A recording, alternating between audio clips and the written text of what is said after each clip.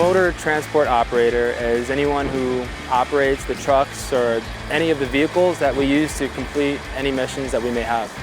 There are a lot of different kinds of trucks and vehicles that we have to operate. It's mostly moving them from one place to another, but you also have to keep up with the maintenance on the truck, check the oil, check the tire pressure, and just make sure your stuff's good to go.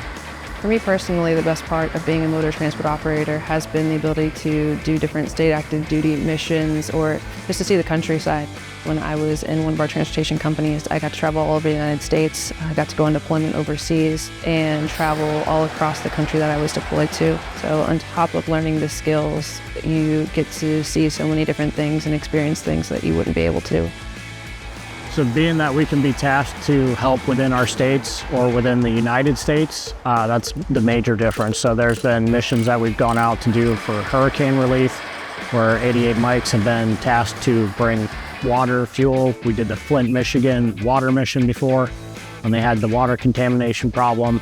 They've also utilized the 88 Mikes running 915s for logging missions out in North and South Dakota. So that's something that the active duty and the reserves would not get tasked to do.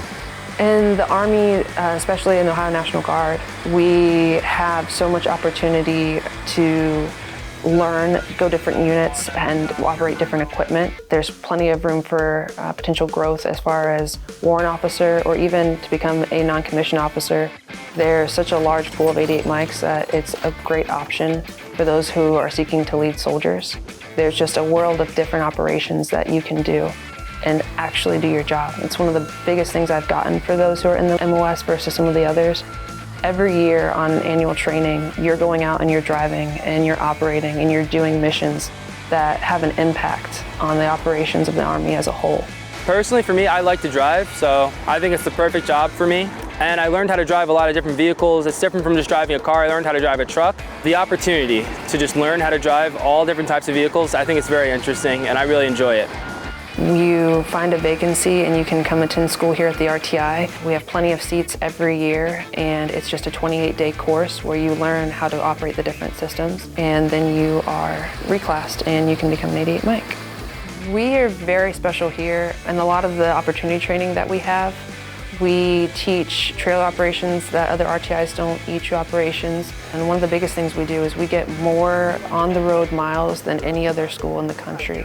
We really put an emphasis on getting our new motor transport operators in the vehicles, on the road, in all types of different situations. Like the students that leave here usually have over 150 miles in each vehicle platform under their belt before they graduate. It's really impactful. You feel like you're training almost the next generation of motor transport operators. And I've been here long enough as an instructor and a course manager where I've got to see it come full circle. You can see how coming here and learning those skills and going back out into the field, it really helps to produce great transport operators. And on the civilian side, it is very common for motor operators to become CDL drivers, whether that's Class A, Class B. You can actually get waivers so that you don't have to take the operator portion of the test in order to get your CDL license.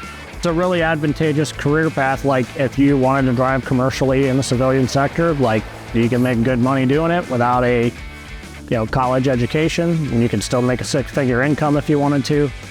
A lot of the reason I chose it is because there was a $20,000 bonus. I couldn't really turn that down, but also because it's something I'm interested in. I do like to drive, I like to learn new things, and I figure if I do this, maybe I can get my CDL, so it'll be good on the civilian side as well.